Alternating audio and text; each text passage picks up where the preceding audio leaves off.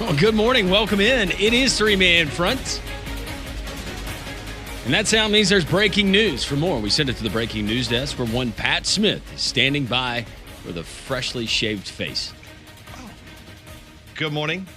Welcome into Three-Man Front. Yeah, we do have a little bit of breaking news here. And this is kind of big in the Southeastern Conference when it comes to basketball.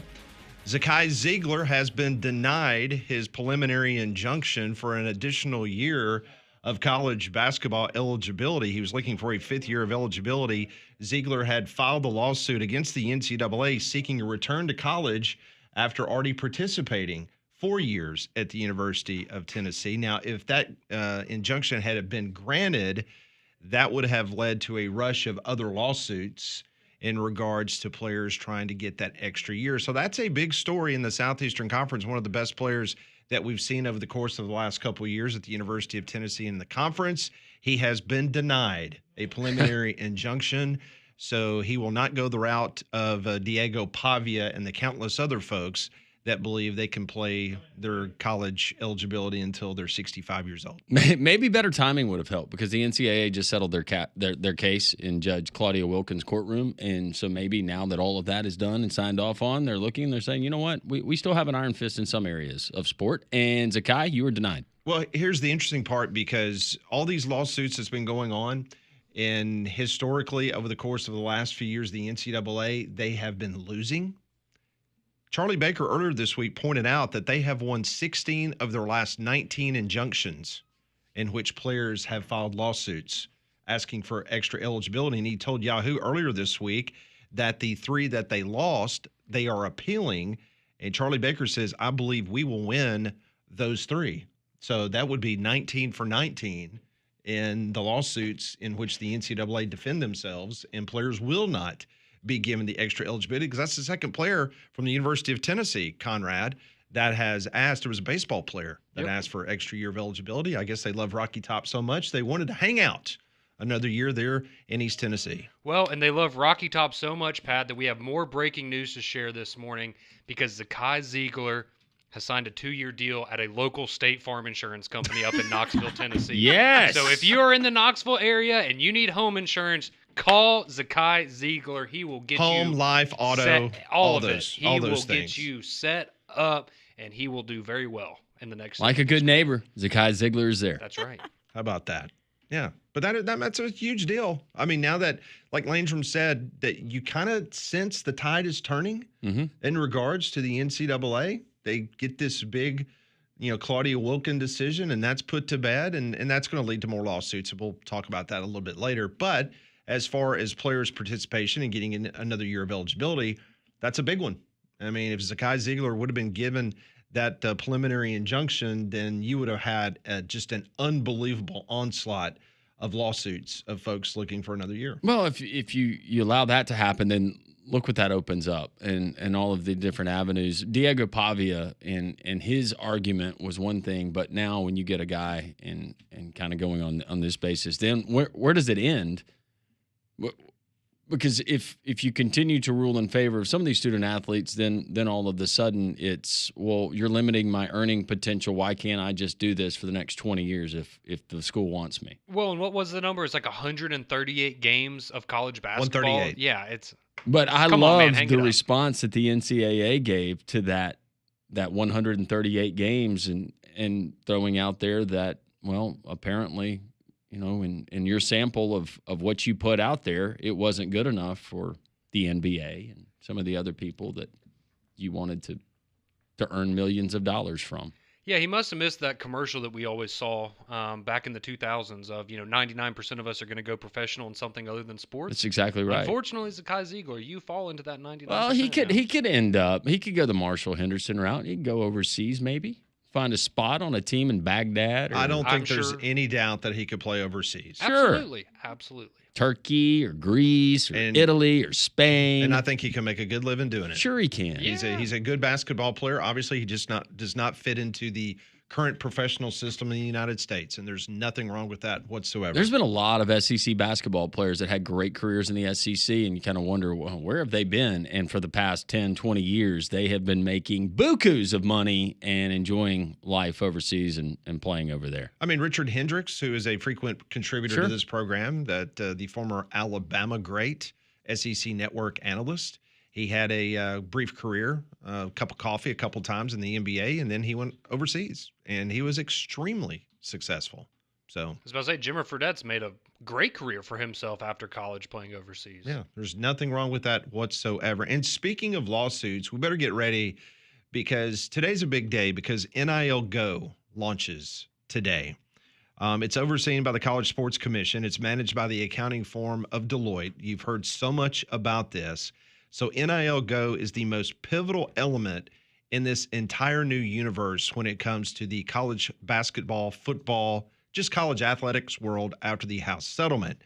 Athletes must now self-report to this NIL Go system any third-party deal worth $600 or more.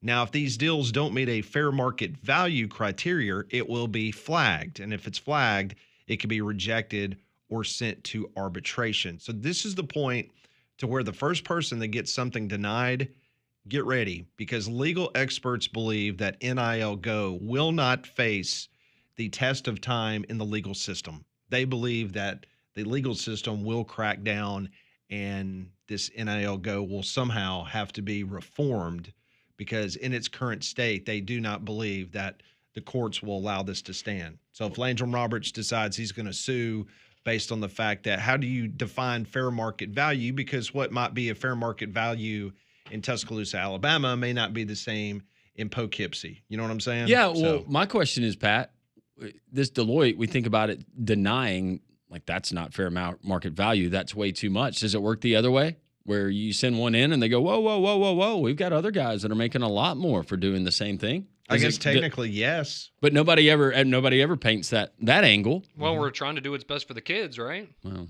yeah. That's what we say. Yeah. The kids. The the millionaire kids. That's Go out there and get to play a sport that they love. No, that is a good point. Because I hadn't even thought of that until you just mentioned that. Are we correcting it on both sides? Hey, guys, you're leaving some money on the table here. Go back and tell them you want more money. We think you're getting screwed on this deal. At the end of the day, what's going to happen is the college bagman is back. That's exactly what it means. Give me everything under the table.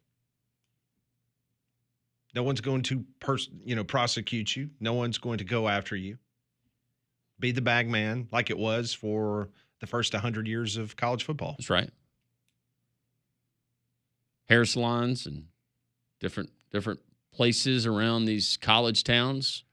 You're about to get a spike in business. Florida State used to get free shoes. Alabama players got free suits. Auburn players got free steaks. Mm-hmm.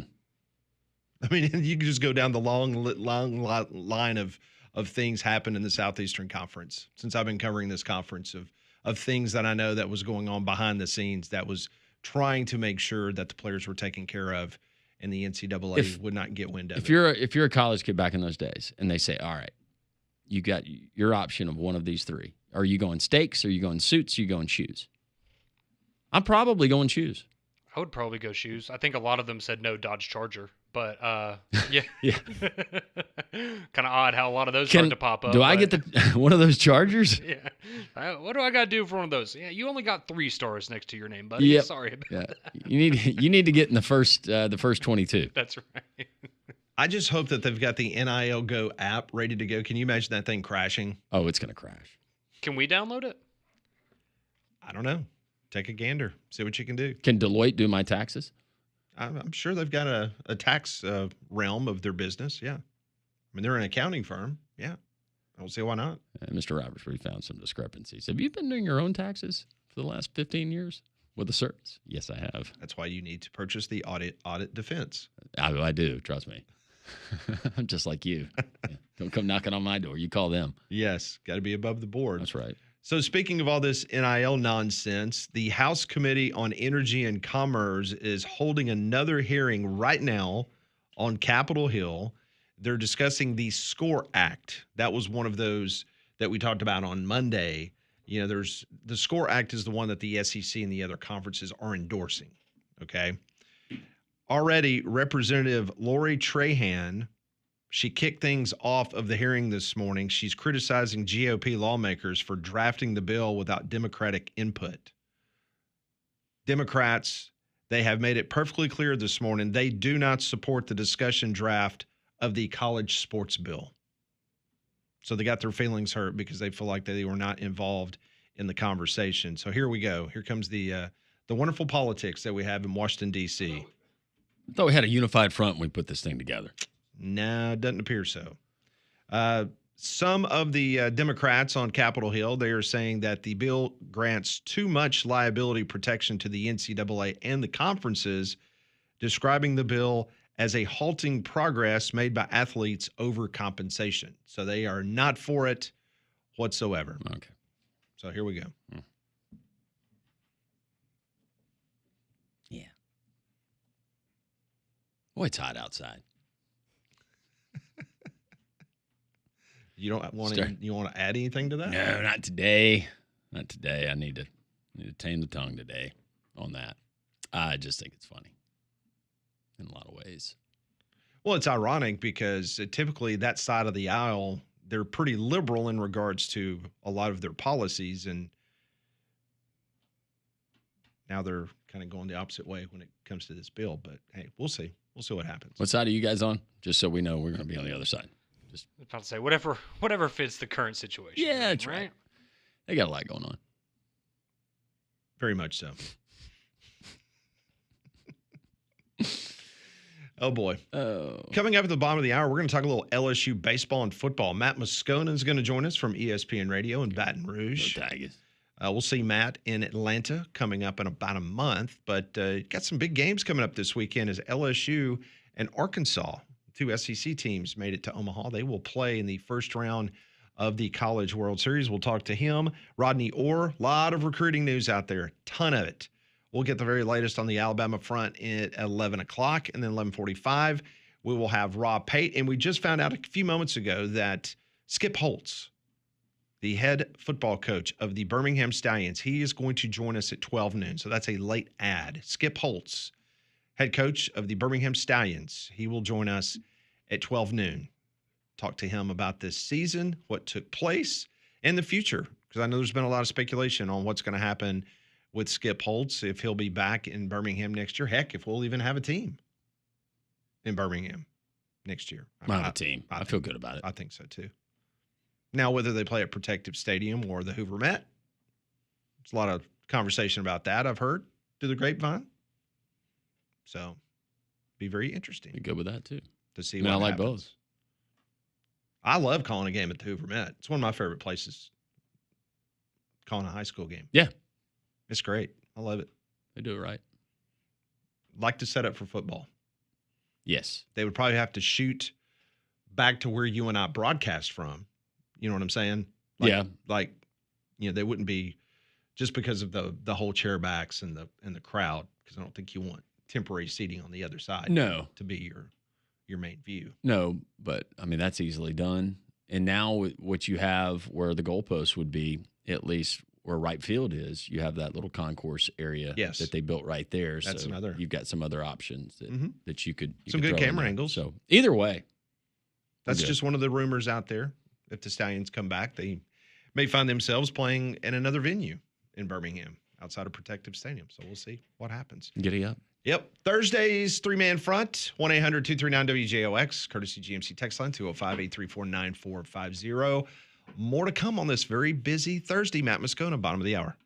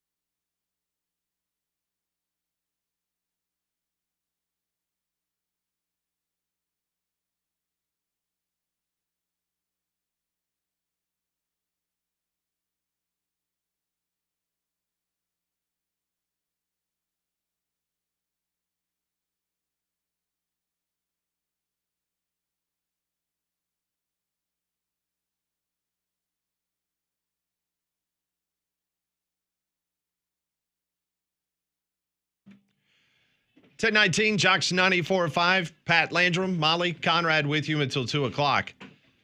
So today, the 125th U.S. Open in Oakmont gets underway. How about this stat for you? 1,385 players have teed it up at the U.S. Open at Oakmont Country Club, because this is the 10th time, okay? 10th time that they've had it. 1,385 players have teed it up. Only 28 have finished the tournament with a score under par. Wow. 1,385 players and only 28 have finished the tournament with a score under par. If you're doing the math at home, that's 2%. So we might be looking at a winner on Sunday about 2 under par. Isn't that amazing? Might be That is a good amazing. job done. That's 28 in 9 full tournaments played there. This is the 10th tournament. I was thinking about Bethpage Black and some of the tournaments there and how that course played. There's been others. But right now you got J.J. Spawn, the pride of San Diego State, at 4 under par. Yeah, that will change. That's a good 13. start. Yeah. Oakmont is using a 150-person grounds crew to make the U.S. Open the hardest it's ever been. They cut the rough to 5 inches, and they cut it in stages so that the individual blades stand up rather than laying over. Oh, did you see the video of the one grounds crew guy that was cutting the grass around a bunker? And he's literally in the bunker, like with his hands, like holding a lawnmower, like cutting it that way. In other words, That's dedication. So the golf balls are actually going to sink beneath the surface. Yeah. So you won't even be able to see them. They'll be in all that thatch. They want carnage this week. Yeah, this is my worst. Somebody's going to blow a shoulder. Trying to muscle a ball out of that rough. Oh, did you see some clips of Phil Mickelson trying to, in his practice round, trying to get out of the rough? Someone's going to break the wrist. Yeah. It's going to happen. I mean, heck, Phil Mickelson had problems at was it Augusta, where he was in the bunker, and then he chipped back into the bunker, and then he tried to blast out of the bunker, and it went back in the literally he shot 4 times in the bunker. It might have, I think it was Augusta. I don't think it was. That's what makes guys feel PGA Championship. like me feel good. Oh, yeah. When you see that, You're like, oh, even the best of the best have those days. Oh, it happens. It's called golf. But yeah, I like it. When we had Doug Bell on earlier this week, I really like it when every now and then we get a course that plays like a beast. Just plays like a beast. Because it makes the amateurs feel good. Because you see the professionals have to go out there and struggle a little bit. Makes it compelling television. Well, we have a long summer of heat and humidity ahead, so keep your home comfortable with Trane, America's most reliable HVAC brand. And to give you more peace of mind, Trane is offering up to 10-year warranties on parts and labor on select home comfort systems. So to learn more about this offer and to find a specialist near you, visit Trane.com. 1-1 and Harris hits one high in the air to deep right field. That's going to fly back and into the bleachers.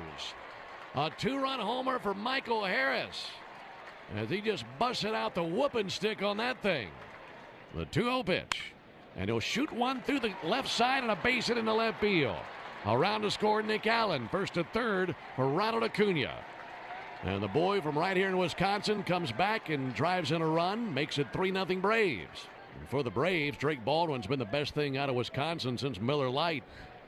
First pitch to Acuna, and he swings the hammer high in the air to deep left field. That is long gone. A 2-run home run by Ronald Acuna, blasted out of the ballpark. And the Braves have a 5-1 lead in the 4th. Been on once in this game. It'll hit one out towards right center field. That'll loop down into the gap to drive in the run. Ozzie Albies with the RBI single. It's 6-1 Braves here in the 7th. And the 2-1. Tapper to second. This should do it. Ozzie's got it. Throws to first. It's a complete game for Spencer Schwellenbach. And the Braves take the series on a day where Schwellenbach was like a brilliant matador against a clumsy, stumbling bull. And he was the master out there on the mound for the Braves. What a performance. First complete game for Schwellenbach.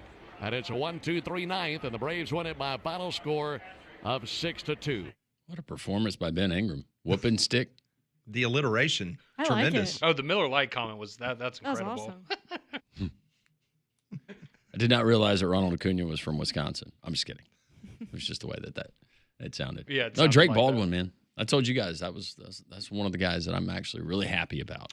John Morosi at the MLB Network yesterday, he was on, and he basically said that as of this moment, the Braves are in buying mode, that the Braves are not even considering at this juncture before the trade deadline of doing anything except acquiring talent. I played it out. All right, roughly 30 games left until the All-Star break for the Braves. Go 20-10, and then we reset things. Stop it. I like the optimism. Well, the good news in what you're talking about, they get today off.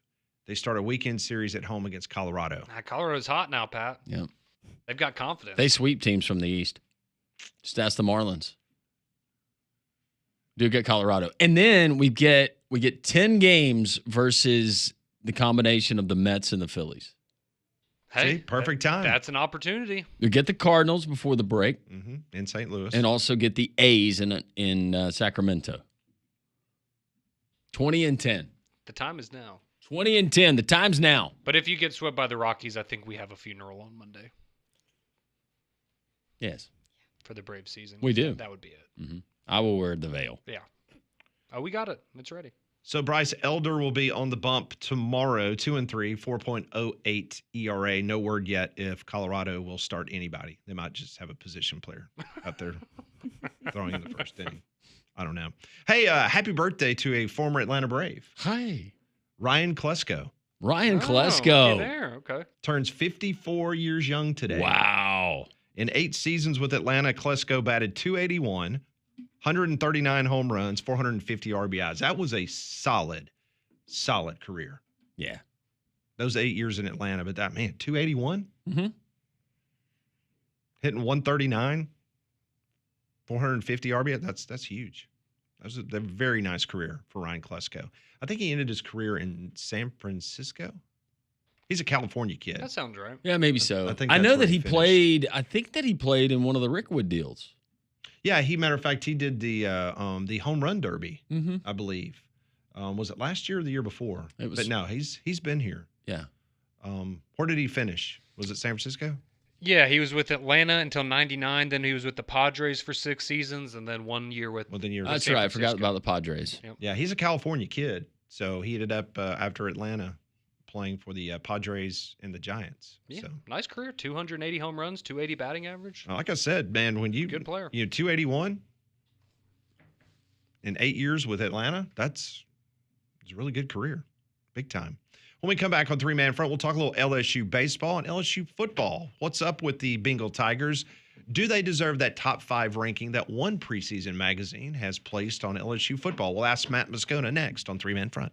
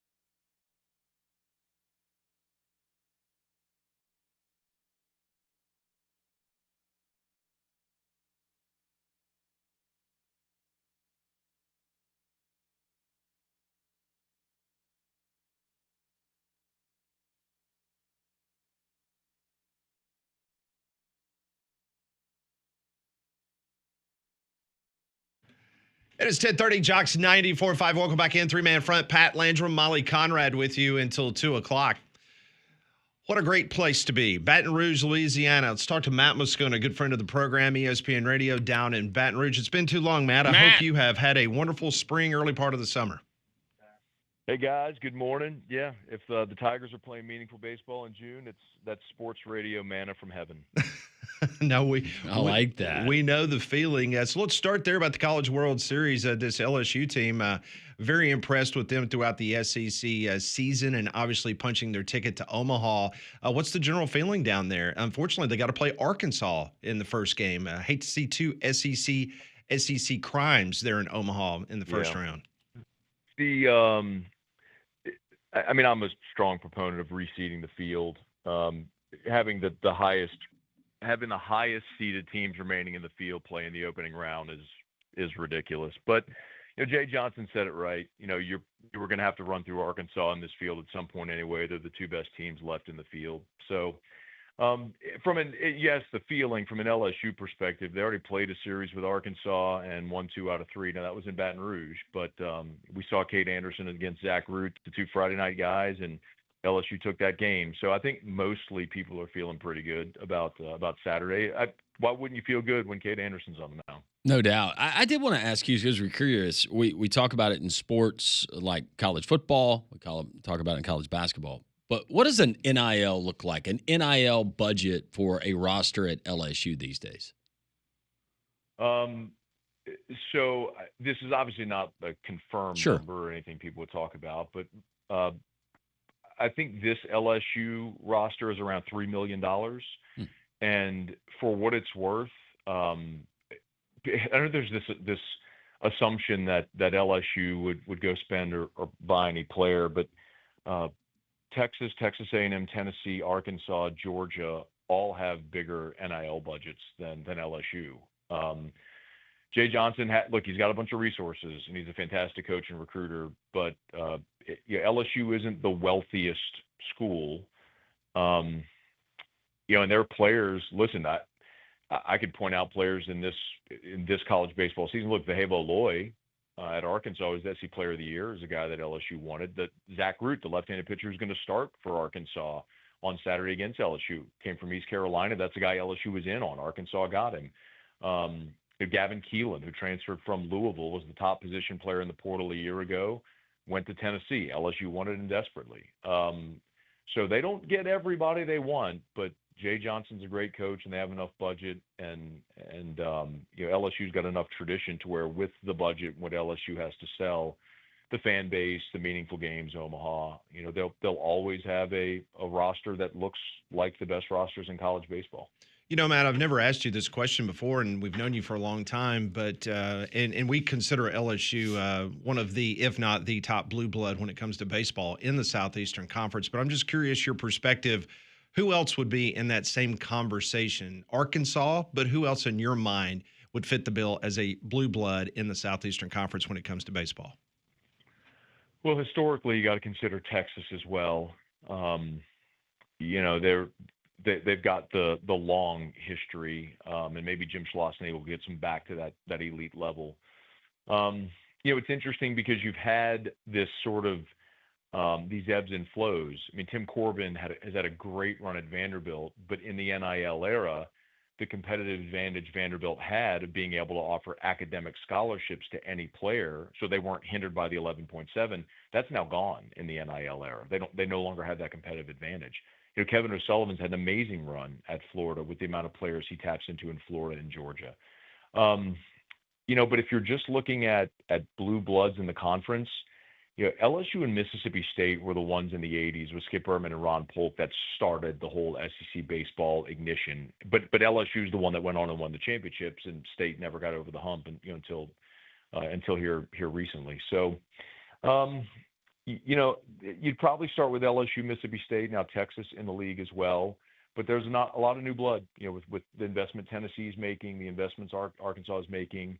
The investment Georgia is making into college baseball with Wes Johnson there as well. It's just the SEC as the top team in the top league in college baseball isn't going anywhere because it's the league that's going to invest the most resources for rosters, for coaches, for facilities. If they can't, I mean, not to steal the whole, it just means more tagline, but it does. I mean, people here care, and so that's where they invest their resources. Matt Moscona, ESPN Radio, they're in Baton Rouge, joining us on Three Man Front and joining us on the Higginbotham Hotline. In about a month, we're going to convene there in Atlanta for SEC Media Days. LSU is going to be one of those teams that everybody's talking about. What are Tiger fans down there telling you? What are you hearing? What are the tea leaves kind of reading for Brian Kelly with this roster, with Nussmeier coming back? That schedule, are we thinking college football playoff or bust? Landrum, the thing that I've told everybody, and this will be the line when hopefully I get a chance to sit with you guys in Atlanta next month. You're invited, and yes. Chat, the baseline for this team.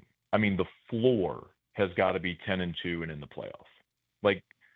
With Garrett Nussmeier coming back, and I don't think most people, by the time we're done at Media Days, everyone will know this, but most people don't quite understand yet that Garrett Nussmeier is the leading returning passer in all of college football.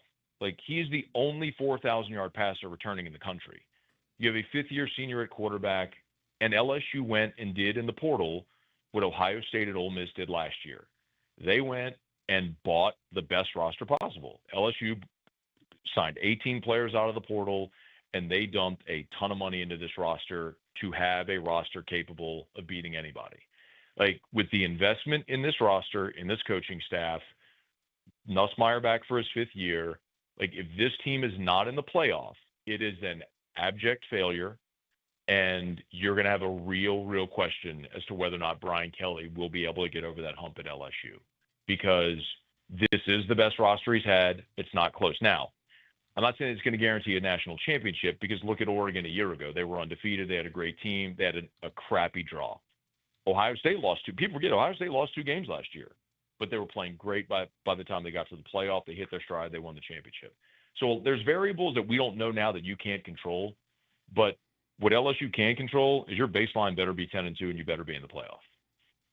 I do remember Brian Kelly and his comments that he had, and I think he was asked about defensive linemen. It was a couple of recruiting cycles ago in the transfer portal, and the quote was, "We're not going to go out and buy players and do that." Do you think, and this is not just specific to Brian Kelly, there's a lot of coaches who kind of took that approach. Do you think now that we're 4 or 5 seasons in that maybe reality is set in with some of these guys where it's, you know what, we've got to do it because everybody else is doing it? Yep. What he said last year is we're not in the business of buying players, and context matters. So they needed defensive tackle help. They were very vocal about that. There were 2 guys they were after. One of them was Dominic Williams, who was transferring out of TCU, and he ended up at Oklahoma, and he wanted $1.2 million. The highest paid player in LSU's roster a year ago was Will Campbell at $500,000. And Brian Kelly was not going – you're never going to find these numbers anywhere, but Brian Kelly couldn't justify paying double for a transfer. Right. What he was paying his left tackle 3-year starter who was about to go be a top 5 pick in the draft. The gigantic difference from a year ago to now is LSU had the money. It's funny. You're not in the business of buying a roster when you don't have the money to go buy the roster. When you have the money to go buy the roster, you're going to buy the roster. And the gigantic change, and it's actually kind of a weird dose of irony. The awful thing that happened was Bryce Underwood's flip to Michigan. Everybody remembers that story. The number 1 quarterback in the country who'd been committed to LSU for a year, and then the guy from Oracle came in and spent $12 million and bought him away 2 weeks before signing day. That did 2 things. Number 1, it freed up the cash that LSU had allocated for Bryce Underwood, but it also stirred and really pissed off the LSU money people that were like, what do you need? And so they all opened up their checkbooks, and they were able to go buy this portal class, which is so mightily impressive. Now, is that sustainable? I have no idea. Rev share era, we'll see, but I don't think there's any doubt. Any coach that has the resources to go spend on the roster to get the best players, of course you're going to spend it. It's just a matter of acquiring and allocating those resources, which LSU was able to do this year. Well, Matt, there's no question with Nussmeier coming back and the other pieces out of the transfer portal, I don't think offense is going to be an issue, but I will ask you about the defense because last year they finished 11th in the Southeastern Conference. I know Harold Perkins was out, expecting him to come back fully healthy, ready to go. Talk to us about that side of the ball. What kind of concerns are there about the LSU defense? There shouldn't be any. With the money that went and spent in the portal, they added starters at every level of the defense. Now, the context is interesting about the defense because remember the Jaden Daniels year 2 years ago, LSU led the country in total offense and scoring offense. Right? They were fantastic. The defense was literally statistically the worst defense in LSU history.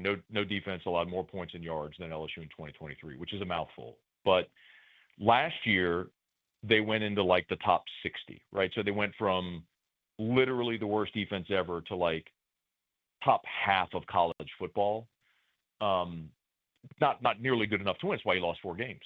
You weren't nearly good enough to win at the highest level. You all saw it in the Alabama game. I mean, they didn't want to tackle Jalen Milroe. It was crazy. But that's the charge now for Blake Baker in his second year as the defensive coordinator. Another year of his system, and having added all the transfer players they did. I mean, I can run through names. I don't think you'll need to know all the names, but they had 3 defensive ends. They added a starting cornerback from Virginia Tech. They added the top 2 safeties in the portal. Like, they went and added starters at every level of the defense. And you're getting Harold Perkins back. Whit Weeks is back after he had an all-conference season last year. Another unheralded guy is Jacobian Guillory, who was going to be LSU's best defensive tackle last year, tore his Achilles in the second game. He's back for a 6th season now.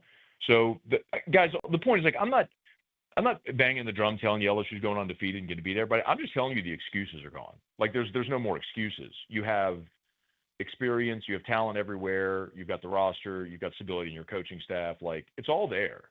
And if you don't do it this year, 26, you're losing Nussmeier, you're losing all these transfer players you just brought in. Like, there's going to be a massive reset in 26. So, like, this is it. Like, you better be in the playoff this year. How much do you think of this? Is this real pressure on Brian Kelly, or is this just something that we're just kind of talking about in the media and folks talking about at their tailgates? Oh, I think he knows. The interesting thing with Kelly is, he inherited a terrible situation. That you can't lose sight of that. They were 12-13 combined the 2 seasons before Kelly took over. And he took over a roster that had 38 scholarship players on it. I mean, Ed Ogeron left him a mess. And to beat Bama, to win the West that year 1 was a big deal. And then Jaden won the Heisman in year 2, but the defense was bad. And I think a lot of people had expectations last year. But, and they fell short of them. The thing about Kelly is the expectations are certainly there. The contract is always going to be the interesting thing because they gave him a contract that's 90%. It was a 10-year deal that was 90% guaranteed.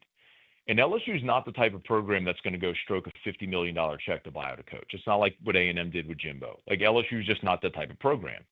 But if this team falls short of expectations, I think those very real conversations start happening about, okay, what is the exit strategy like? Do you start talking about after 26 negotiating some type of buyout exit? I don't know. And guys, just so you know, this is just my opinion. I'm not telling you anything I know. Sure. But I can just see the path where if this team in 25 falls short of expectations, I don't know how 26 exceeds 25. And so you could start to see a path forward where you go, okay, like what is the exit strategy? Like what is the next plan here? Matt, before we let you go, I wanted you to get to handicap the Alabama and Auburn season. Just from your perspective of being in Baton Rouge, how do you think this season looks for the Auburn Tigers? Hugh Freeze facing a lot of pressure, same kind of pressure we've been talking about Brian Kelly, and Kalen DeBoer only winning 9 games last year.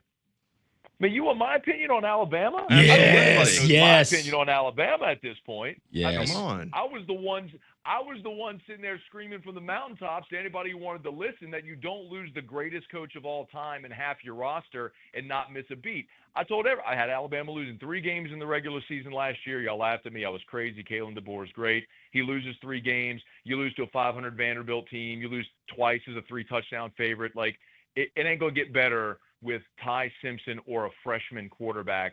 I got news. Like, it ain't going to be better this year. So Bam will be 9-3, maybe 8-4. Just accept that's your new reality. So the interesting thing with Auburn is I don't know what Jackson Arnold is. I mean, he was not good last year. So if Hugh Freeze is pinning his hopes on Jackson Arnold, he better hope that guy grows up in a hurry. Now, I'll tell you, I was wrong about Auburn because I thought Auburn, after watching them in year 1 under Freeze, where they were the only team that really gave Georgia a game in the regular season. You know, they were that incredible Milroe back of the end zone pass away from upsetting Alabama. They lost to New Mexico State. I mean, there's 3 games right there where in a blink, you know, that's a team that's an 8-9 win football team 2 years ago. So I expected last year Auburn to take a step, and it didn't happen. So I think Auburn is perplexing and fascinating at the same time this year. But if Jackson Arnold doesn't improve, then I don't know how Auburn improves.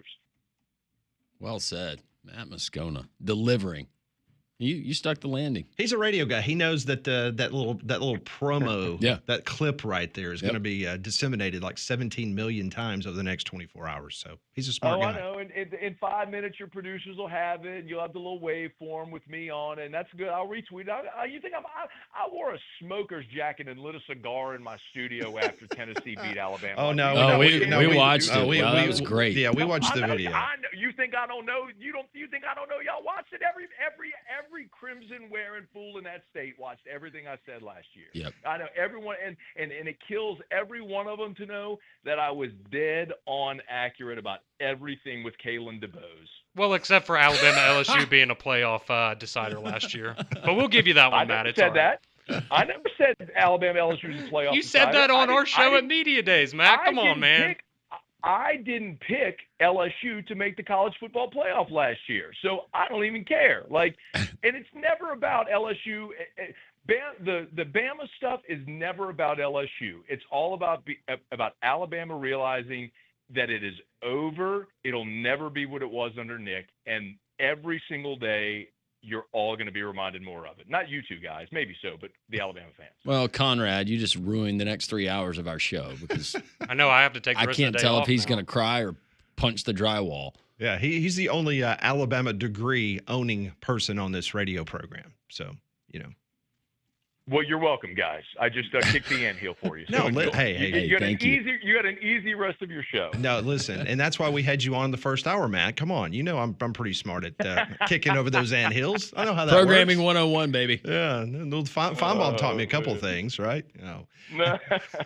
Hey, listen, Matt, look forward to catching up with you a little bit longer and talking about the rest of the SEC come Atlanta. Should be a lot of fun. Hope to see you soon. Thanks, Matt. Okay, guys. I'll see you all next month. All right, see you. Thanks. That's Matt Moscona, ESPN Radio, Baton Rouge. Never disappoints. More 3-man front. Jox 94.5.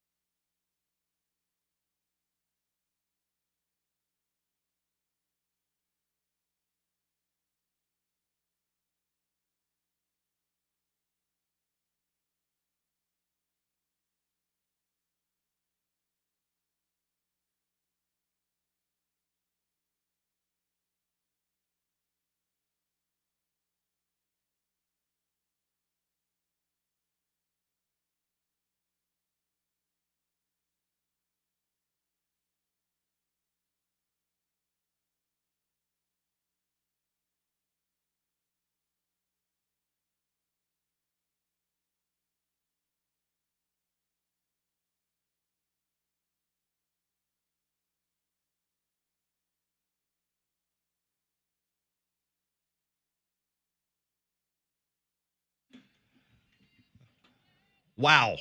Just wow.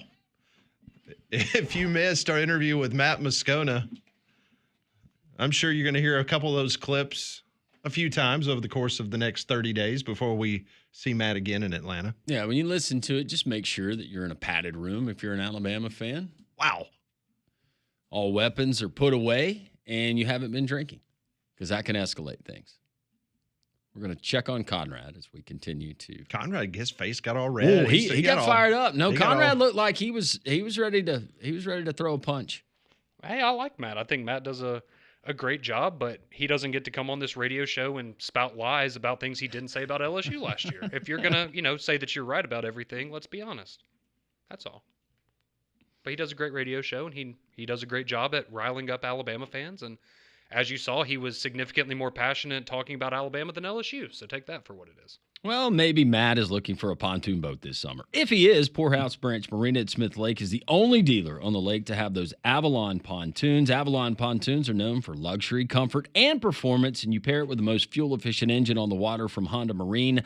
Poorhouse Branch Marina at Smith Lake also has the Tahoe pontoons ready for family fun. Get it today with in-house financing. See it all at PoorhouseBranchMarina.com. So I'm sitting here, and correct me if I'm wrong, but so Joe Burrow, it was his final year of eligibility, and he won the Heisman. Yeah, 19. Daniels, his final year of eligibility, won the Heisman. Mm-hmm. Garrett Nussmeier, as Matt pointed out, he is the top returning quarterback in all of college football from a production standpoint. This is his final year of eligibility. Could we have a three-peat of an LSU quarterback winning the Heisman Trophy? If they go 9-3, sure, give it to him. Lindy's has LSU as the number 5 team in their preseason magazine. Number 5. It's the highest that anybody has LSU. Well, what I love is we're going to find out a lot about LSU. We're going to find out a lot about Clemson that opening weekend of the season. You're right. 2 potential that. I mean, that could be a game you see again in the playoff at the end of the year. Depends on which rankings you're looking at, but that's a top 5 matchup in some people's eyes. Mm-hmm. So they're at Clemson, home against Louisiana Tech, and then they got Florida. That's what I'm looking at. Is in week 3? Is their schedule? How many of those teams, and there's question marks, you finish at Oklahoma. How much better is Oklahoma going to be? How much better is South Carolina going to be? Texas A&M, Alabama, the usual suspects. But I would think Ole Miss maybe regresses a little bit. It's not an easy schedule. No, it's not. I mean, you've got to go to Ole Miss, you got to go to Bama, and you got to go to Norman, Oklahoma. And Clemson to start the season. So, and as Matt pointed out, which we should be reminded in this new world of the college football playoff, Ohio State got absolutely their bell rung against Michigan at the end of the regular season, and then they looked like a world beater the rest of the way and won the national championship. So, as long as you can get into the dance. Just get to the dance. That's right. A lot of things happening down in Tuscaloosa. Big recruiting weekend. Already seeing some interesting tweets coming out from Courtney Morgan and some other folks. We'll ask Rodney Orr what it all means next. 3-Man Front.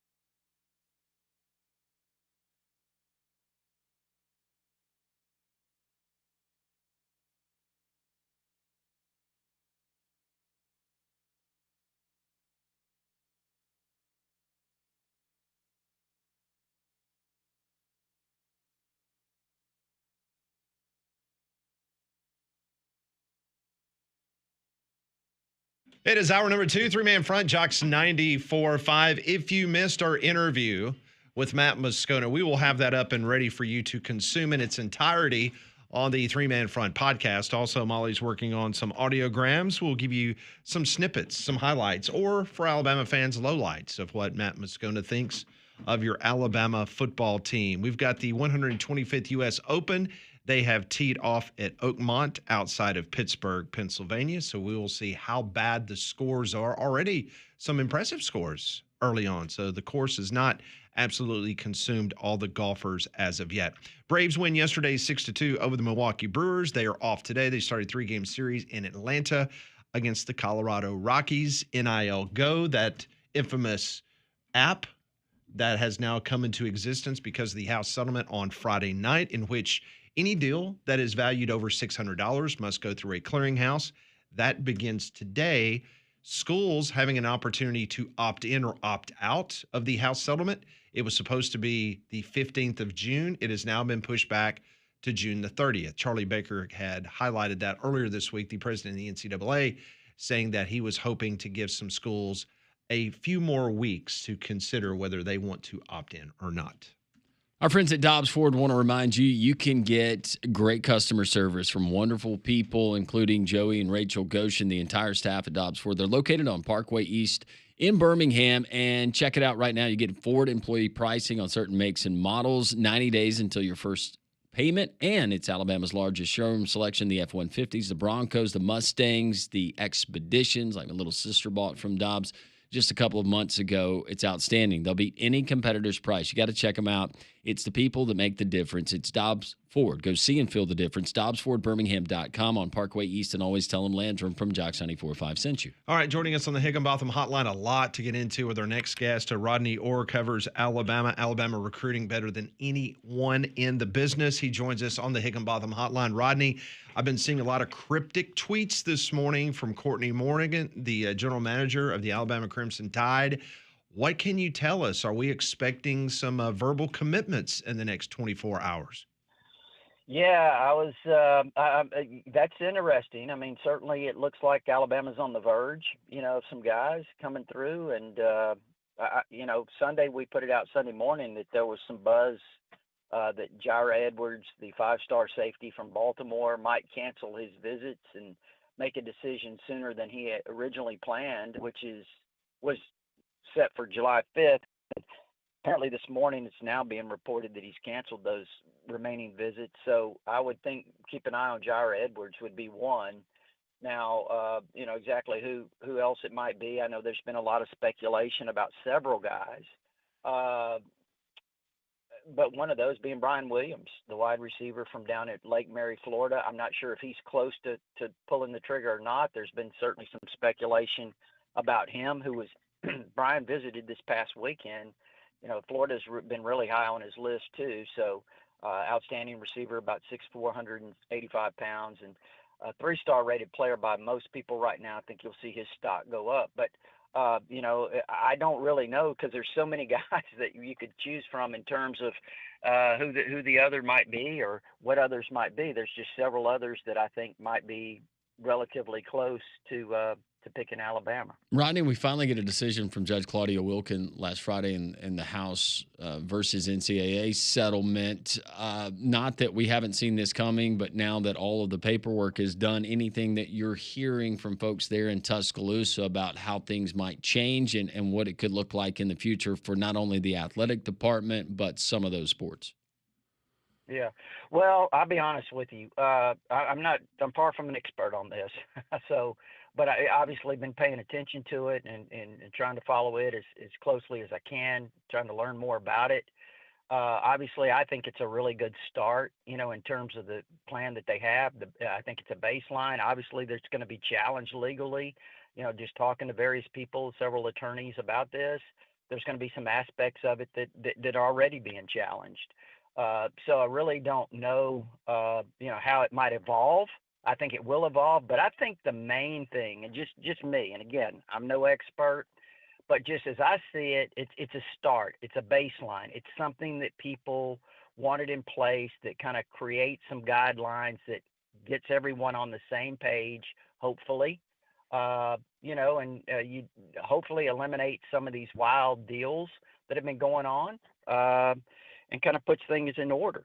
I think to me, that's the most promising thing, is that it's a start, and I think it'll eventually evolve into, hopefully something that is, really effective.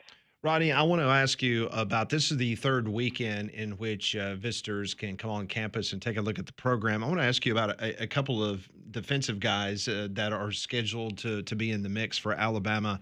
It's four-star defensive lineman Elijah Golden out of Sarasota, Florida, and also the four-star linebacker Nick Abrams out of Owing Mills, Maryland. Now, what can you tell us or give us some information on either one of those two defenders that Alabama's very high on?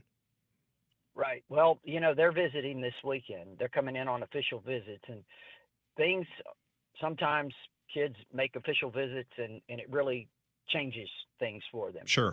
So I look at those two guys. I actually talked to my Oklahoma source, Golden last night, and because he visited Oklahoma last weekend.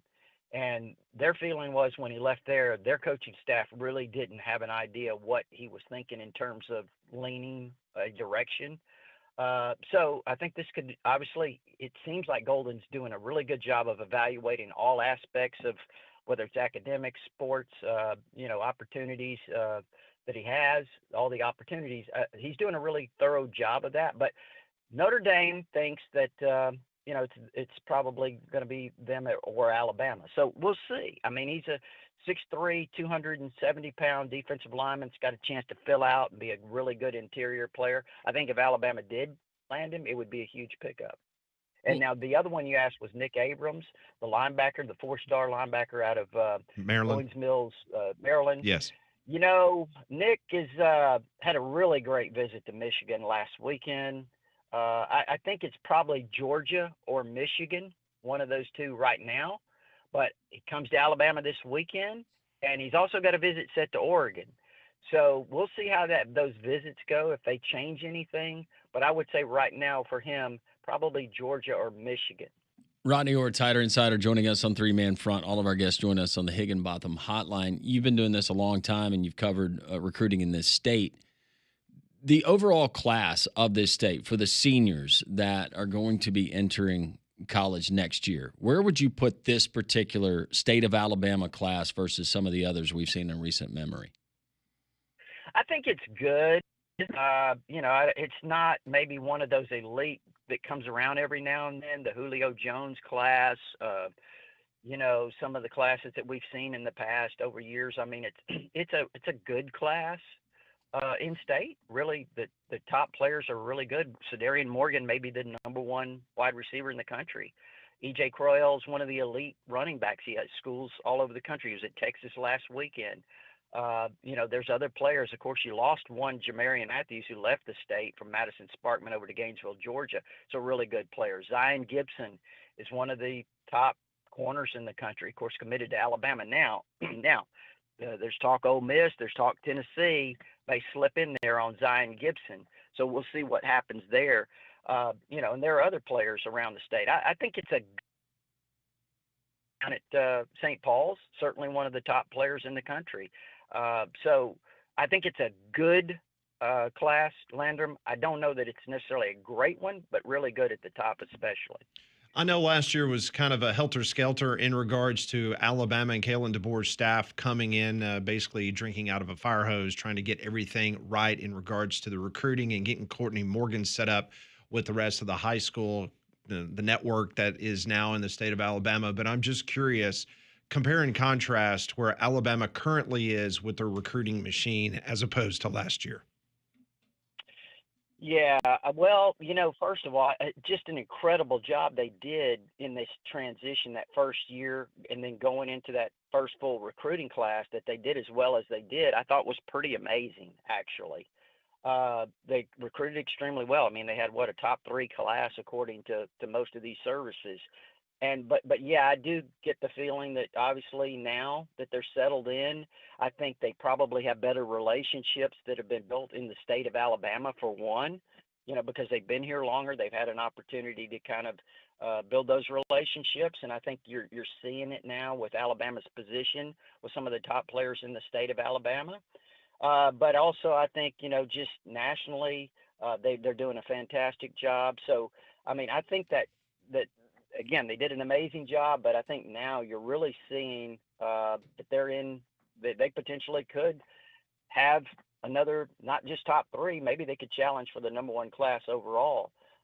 We'll see. But again, it's impressive. I don't see a lot of difference, and this is just me. I don't see a lot of difference between how Nick Saban did it and versus how they're doing it now in terms of the players that they're attracting.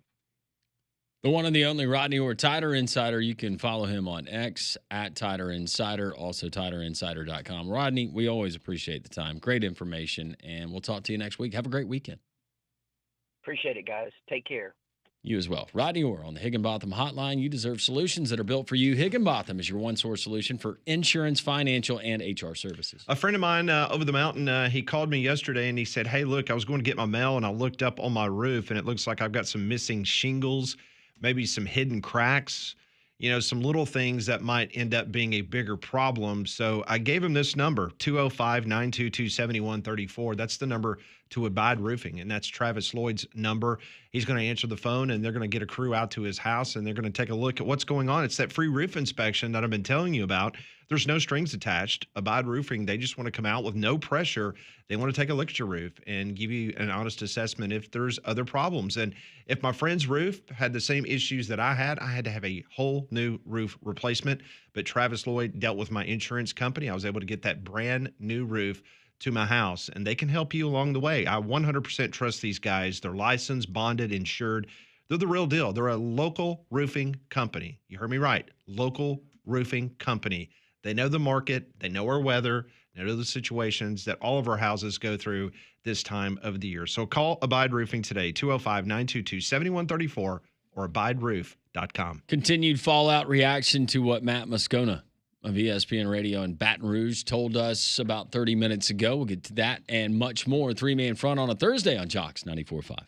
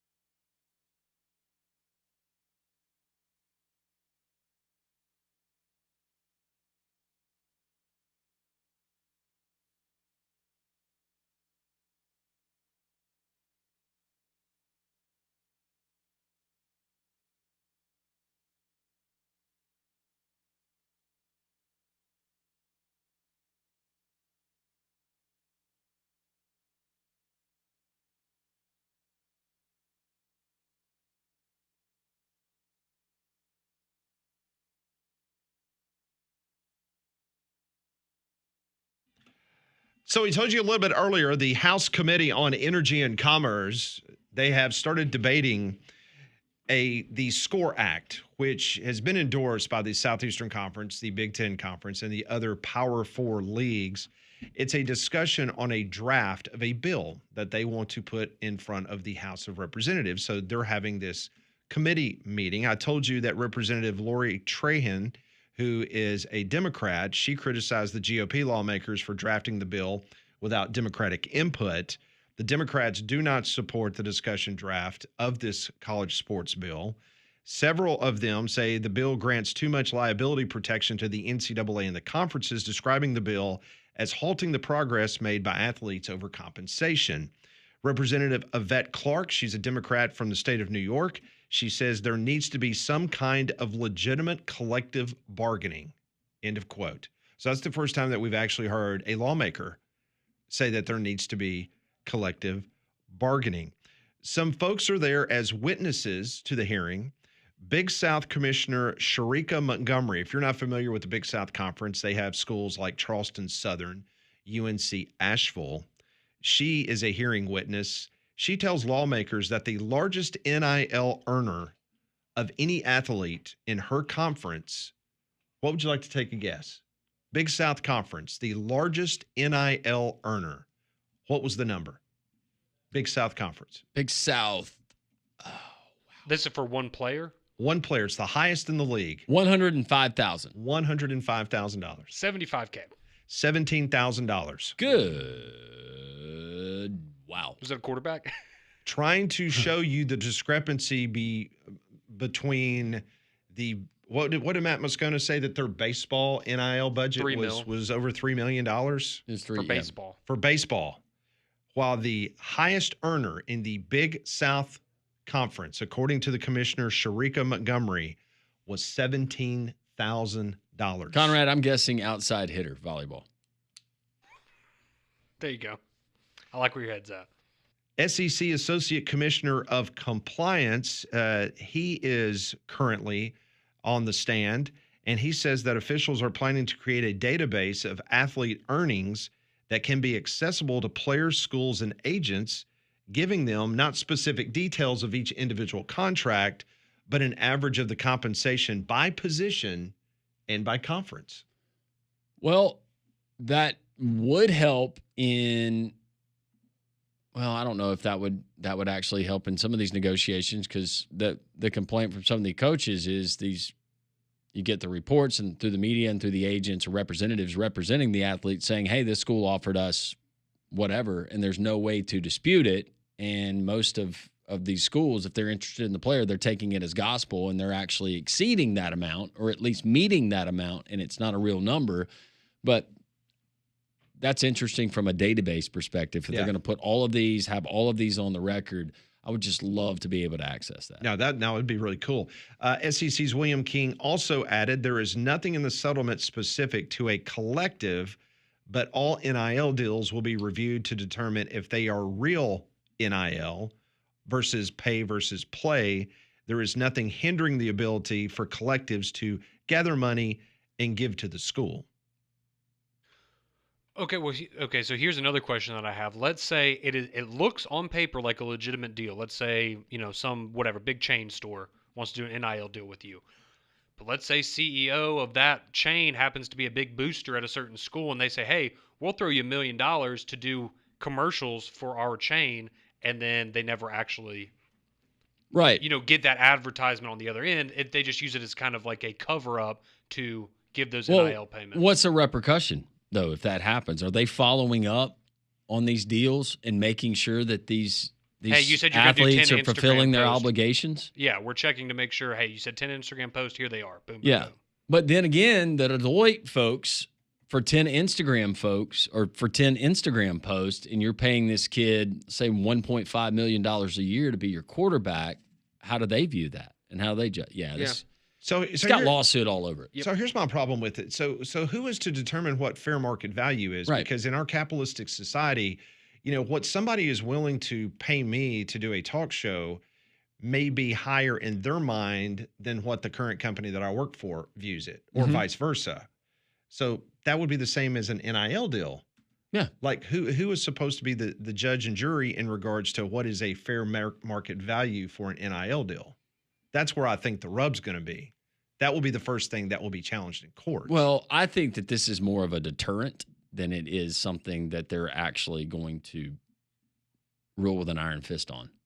Like, do you want to go through the legal process of getting this verified? Do you even want to mess with that? Yeah. And what's to say, for example, let's say that a certain player had an incredible freshman year, sophomore year, not so good, going into his junior year, and there's a certain number attached to that NIL, but then the NIL folks in the clearinghouse goes, well, hold on a second. That value is not the same because your production went down in year 2, but it's still a big name player. Yeah. Do you follow me?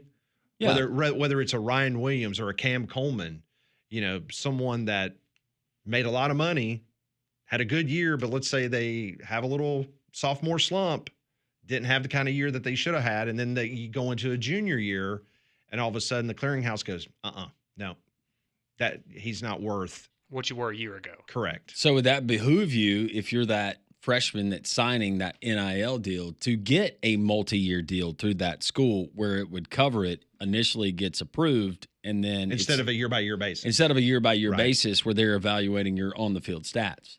Yeah, it's almost like what you see.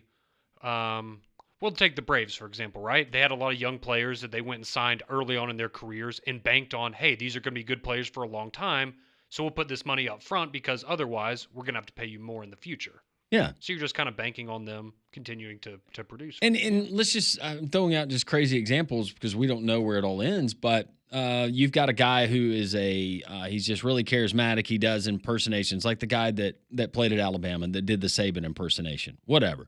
Or this guy's got a name. His actual name is Taco so-and-so, and a taco chain wants to pay him bukus of money to go and do it. The guy doesn't play a whole lot. He's a specialist or doing whatever. How are they going to look at those things and say, yeah, that's not fair market value? When the taco company's saying, no, look at his following. Are they going to look at following on social media? I would think that would be, because that's part of if you go on On3 that has the valuations, right? Mm-hmm. That's part of their process of how they evaluate what their worth is, if you make that sponsored post, how many people are going to see it? The hearing has just ended, and it appears, as I've brought up on the show, that it is clearly a bipartisan issue. So there is going to have to be further negotiations between both sides of the aisle if you are going to maybe experience some type of legislation that is going to help this House settlement out in regards to the NIL. If you missed it, Matt Moscona of ESPN Radio in Baton Rouge, he joined the show earlier. All of our interviews and segments of the show can be found daily at joxfm.com, the Three Man Front podcast, also via the Jox 94.5 app. Reaction to what Matt said, not only did it get Conrad a little hot under the collar, but some of you Alabama fans who were listening and have weighed in on the text line, 205-834-9450. All caps, who cares what Matt thinks? He just wants ratings and his name in the headlines. I wish these crimson-wearing fools, his words, not mine, would stop falling for it. Why would Bama fans expect him to speak highly of a school that's his school's competition? Don't make him more important than he thinks he is. Are you concurring, Conrad? Well, I mean, I guess we have a little bit of a different perspective on it. Because, look, he's doing his job, right? That is what they pay him to do. They want him to stir it up. And that's exactly why he was on the show, right? To have that conversation. So, yeah, I mean, look, I don't agree with a lot of his takes on Alabama, but you also can understand that, a lot of it's wishful thinking because things haven't been going very well for LSU a lot longer than they haven't for Alabama. So, some of you who are not Alabama fans have chimed in. Like our buddy Tim, he says, I love Matt. He's the best guest y'all have ever had. Call Craneworks and get him a deal for a weekly spot, WDE. Well, Tim, we're glad you enjoyed that. Have to start taking baby aspirin if we do that. Robert says Matt Moscona is wrong again about Alabama. Ty Simpson is a major upgrade at quarterback, and the defense should continue to improve. Nobody left through the transfer portal. Alabama should at least be 10-2 this season. Should be. Should have been last year, too, though. away from what Matt said. Talking about the U.S. Open rough there at Oakmont. 5 inches. It's about average. It is. Max says, I've literally lost my ball next to the green when the rough was so high. The ball's buried in it. Can't find it. Greystone legacy. Okay. Wait, so he's seen that at Greystone, that kind of rough? I definitely saw something similar at Shoal Creek for the PGA Championship. In 1990, that was real. You know, that's why I was saying we were following, it was Jack Nicklaus that day, and he pulled one of the officials aside. He was like, this is ridiculous. I was like, yeah, well, I don't, wasn't my call. I mean, they want absolute carnage up there. I mean, I gave the stat earlier. I'm here for it. 98% of the U.S. Opens that have been played there, and there have been 9, 98% has finished in the black, not in the red. Yeah, I'll be honest. I'm glad we're not doing like a little challenge like we did with the Masters, because I feel like it would be just the ultimate crapshoot this weekend. Well, just to let you know how things can go, you got J.J. Spawn. He's still atop the leaderboard at 4 under, but right behind him was Gary Woodland, and now Woodland has dropped 2 or 3 strokes in just a matter of a hole or 2. Yeah, there's 8 golfers right now that they are in minus territory. 8. I just saw a guy putting from the fringe. Oh, that's dangerous. Based on those greens. He barely tapped it, and it looked like an uphill putt, and that thing was just rolling. Tabletop. We'll keep you updated on the U.S. Open, what's going on there in Pittsburgh, PA, as we continue.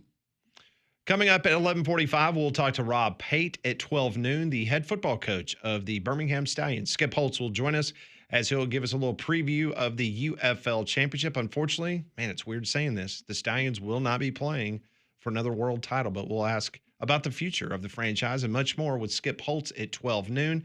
This is 3-Man Front on Jox 94.5.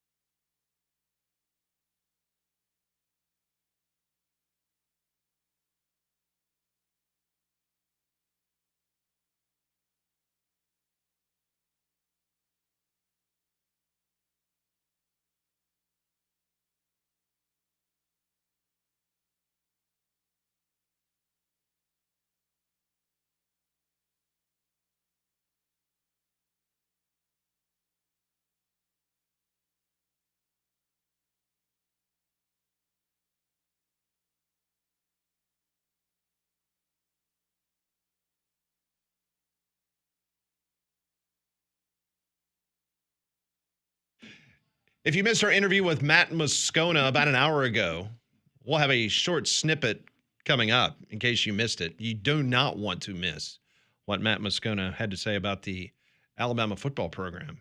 Yeah, you also don't want to miss your chance to own that dream home at the lake. That chance is here Saturday, June 21st at the grand opening of the Cottages at Smith Lake. It's located on one of America's cleanest, most pristine lakes, and the Cottages at Smith Lake are area's first and only tiny home community.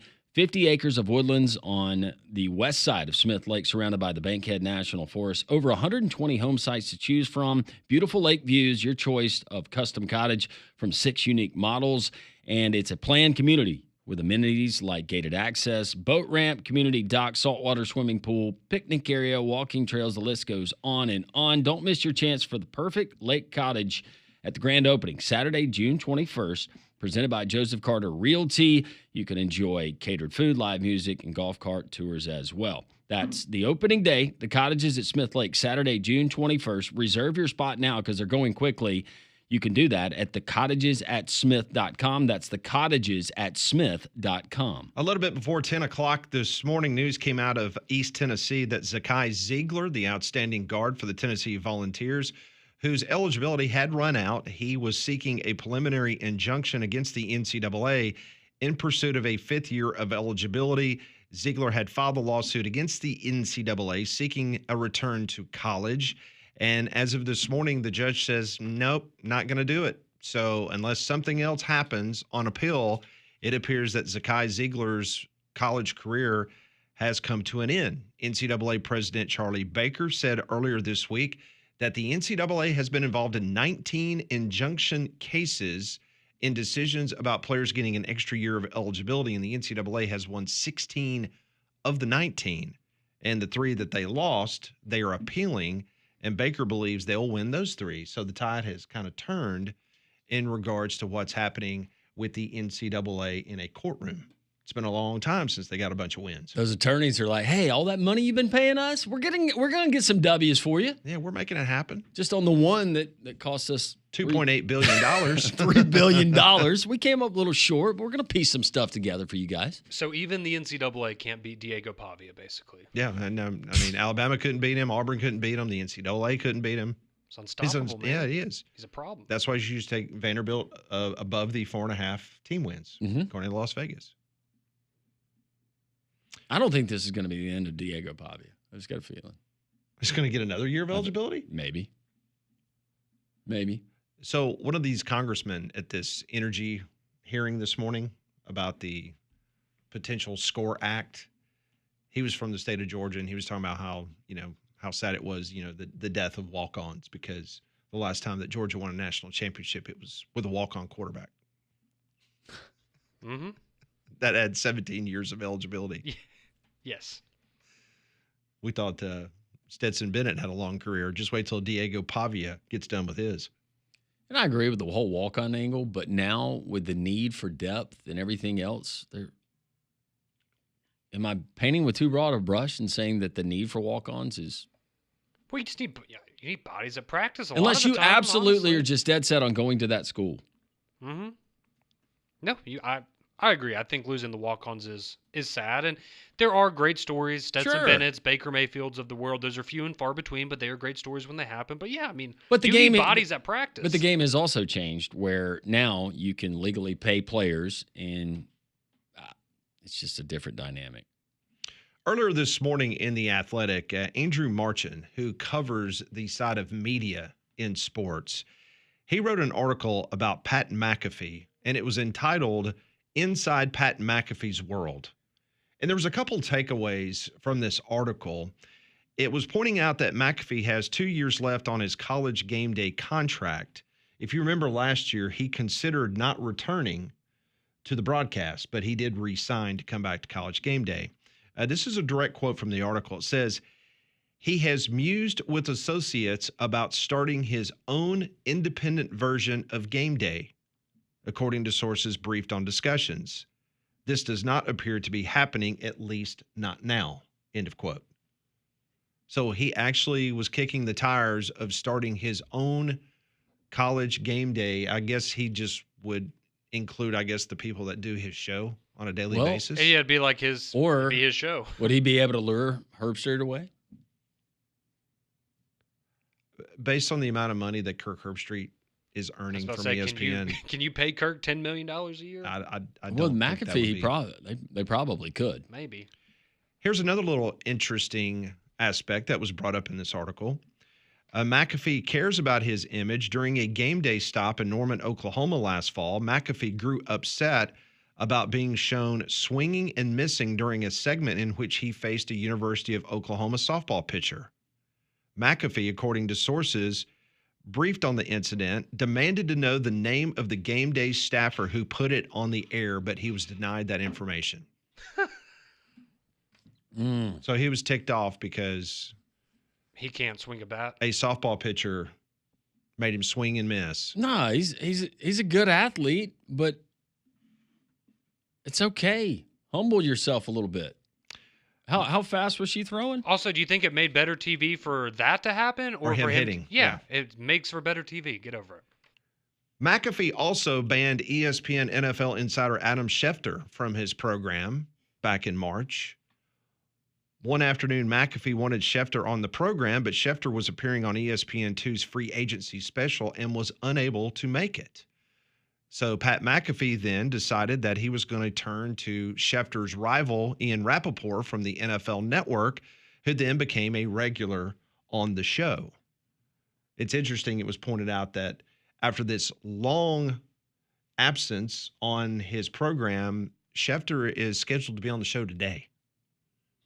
Interesting. So the article comes out saying that they've banned Adam Schefter, and then of all days, after the article comes out, Adam Schefter is now going to reappear on the Pat McAfee show. Pat, where did you say that this article came from?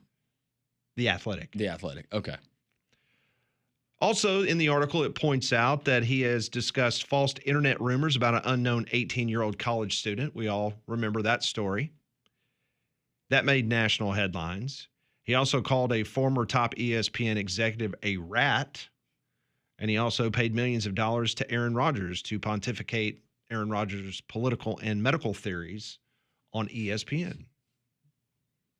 So it's been an interesting last couple of years for Pat McAfee. But to me, the most interesting part of that is that he was considering starting his own college game day television or internet show or whatever. That would have been interesting to see if Fox would have been interested in that.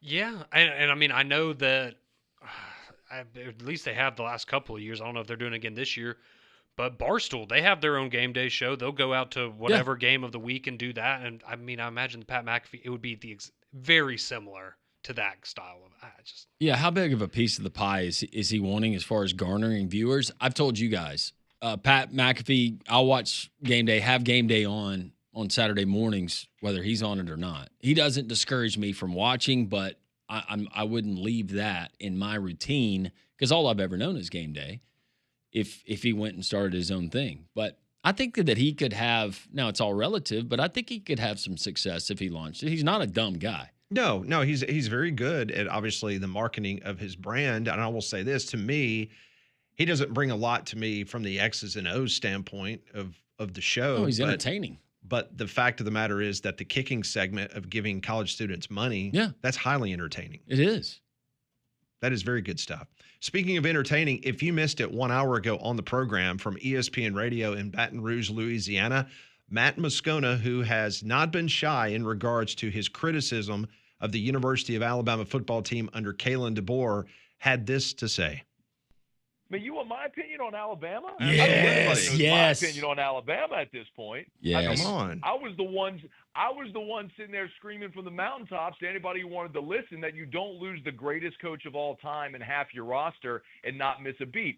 I had Alabama losing 3 games in the regular season last year. Y'all laughed at me. I was crazy. Kalen DeBoer is great. He loses 3 games. You lose to a 500 Vanderbilt team. You lose twice as a 3-touchdown favorite. Like, it ain't going to get better with Ty Simpson or a freshman quarterback. So Bama will be 9-3, maybe 8-4. Just accept that's your new reality. I wore a smoker's jacket and lit a cigar in my studio after Tennessee beat Alabama. Oh no! We watched it. Wow, that was great. Yeah, we watched the video.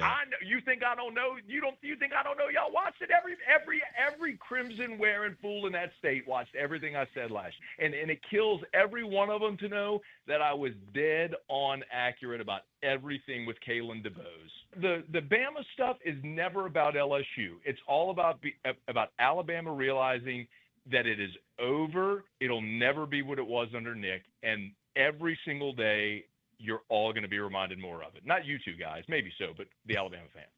Kalen DeBose. Man. Interesting combination. I will point this out that Mike Dubose did win a Southeastern Conference championship. He did. I will point out that. But he also went very similar. Preseason number 3 in America. Similar hair. We'll give him that. Or lack thereof. Somewhat. DuBose is taller. DuBose would wear a tie on the sideline. DeBoer is taller. I might have said DuBose. DeBoer is taller. Yeah, that's about the only similarities.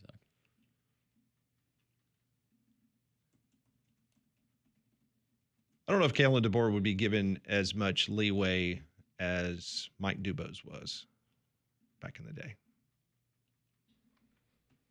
No, probably not.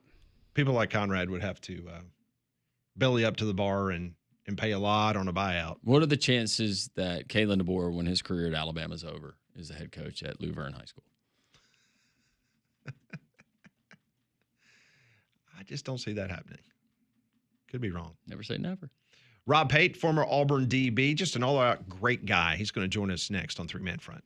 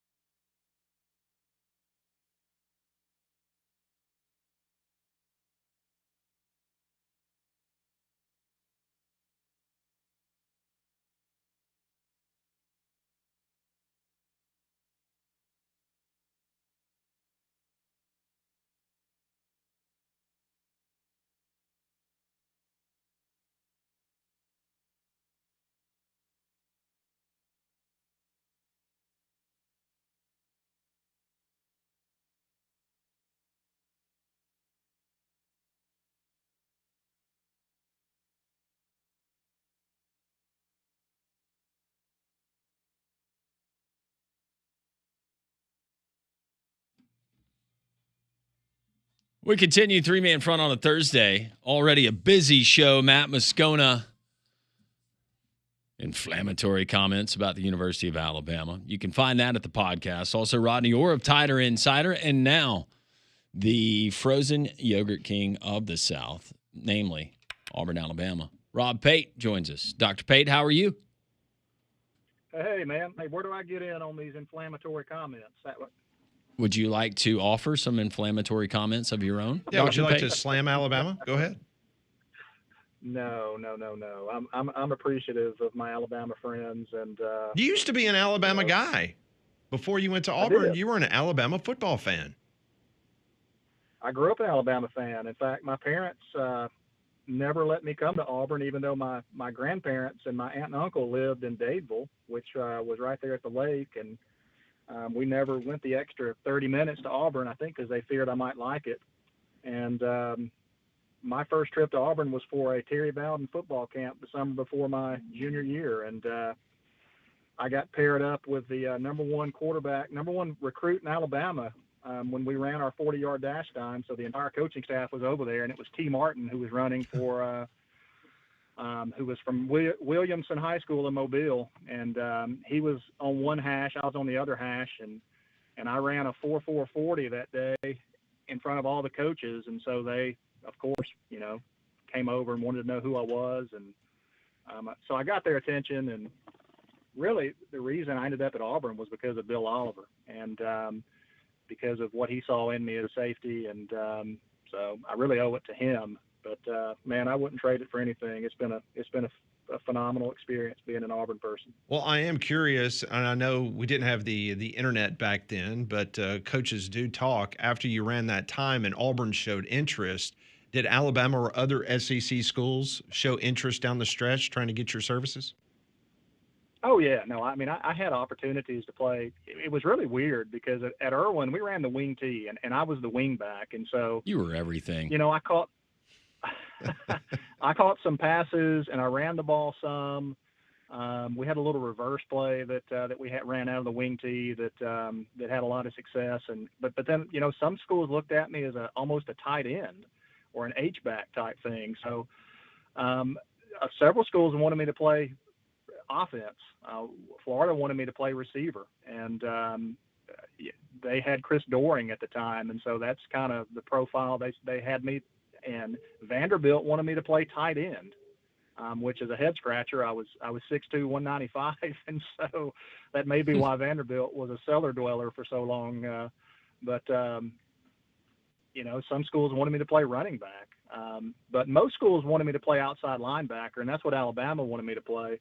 Auburn wanted me to play safety, and that's what I'd played my whole life, and so that's what I was most comfortable with, and that's what made the most sense. You told me a story years ago, and I will mess it up because I'll leave out some big parts. But if you would share with us, did you not have an interesting visit to Stanford University out in Palo Alto? No, I never went to Stanford. I had Stanford's coach, who was Tyrone Willingham. Okay, was the coach that was recruiting me at the time, and he came and spent all day at my school. He spent several days there, and it was the middle of basketball season, and so he came and watched us play basketball, and watched that. He looked at my transcripts. He looked at my now wife's transcripts, which was hilarious because when we were having the conversation about going to Stanford, he actually told me that there were plenty of good community colleges around Palo Alto that my wife could likely attend if she wanted to go. They didn't train us for, like, we didn't take ACT prep courses. I mean, we just went one day and took the ACT. Like that wasn't a thing back then. And unless you were somebody that, you made single digits on it and one of the schools were putting you into a program to be trained, then they would, nobody prepped for that test. And so my score was a 25 or a 26. And so they said, we're going to have to get that ACT score up. And I was like, well, all the other schools are saying, like, you're the smartest guy we've ever signed. And so it was like, there was just this huge disconnect. They were like, you're going to have to write both of your senators. And so, no, I mean, it was it was a great opportunity, but I didn't want to go across the country. Stanford was terrible at that time. They didn't play good football at all, and so we never made that trip on a visit. If there was another school outside of the state, not Auburn, not Alabama, what school would that have been that really had your attention? You said, I can see myself playing there. Oh man, probably LSU, just because of the passion and the fan base. I know that I know they can be rough around the edges, and I saw that thing about how the bar that serves the Jello shots we talked about last week, how excited they are because LSU's in Omaha. Every time I've been there, the hospitality, even though they've, and granted, I've been there to watch Auburn get shellacked, so I've never been there and we won. I played there and we won, but I've been there as a fan when we get shellacked. And so they've been super kind and courteous to us, but they've given us rides to our hotels. They've picked us up when we're about to walk through bad parts of town to get us out of harm's way. They've given us vouchers to be able to order boudin and things like that they were serving at their tailgate from seafood places. So I've just always been impressed by how I've been treated when I've been there, and I just like I liked it when I was a student. On Monday morning, when I would be walking to class, the week we played LSU, they already had students in town that were ridiculing us and standing at Haley Center, already talking trash. They were running through Haley Center, Rob. They would heckle people in class. Yeah, so they had full-time students that were just hecklers that would go to the away games, and which is that brilliant. was impressive. I mean, I thought that was pretty pretty neat. And that left an impression on me. All right, before we let you go, how's business right now as the temperatures heat up? I'm sure you guys. I know school's out right now, but you do have some summer students down there taking some classes. But I know you guys are still killing it down there. Yeah, it's been really good, and so appreciative of the community. And I got to see a couple football players that came in the other day that, they're back at the grind and having a good time. And actually my kids are in Jordan here today with 7-on-7 camp that's going on with Auburn High School. So nice. I'll be interested to see how that happens and how they perform today. But no, the store is phenomenal. And, if you guys are in town or any of your listeners, would love to see you. And, we just like having a place that's hospitable that families can make good memories at, and people have a sweet treat. It's premium frozen yogurt, and it's served to you by just a great American, also an eye doctor, and played everything at Irwin High School. Should be honored.